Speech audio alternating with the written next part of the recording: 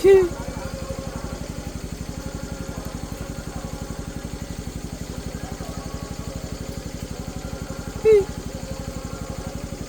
চুপি আসছো কেন? তুমি চুপি চুপি আসছো কেন?